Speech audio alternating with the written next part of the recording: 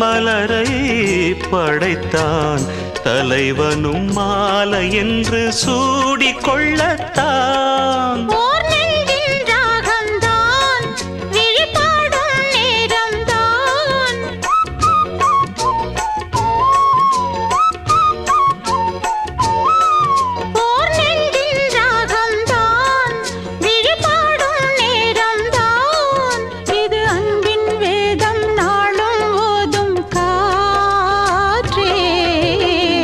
வைகை நதி ஓரம் பொன்மாலை நேரம் காத்தாடுது.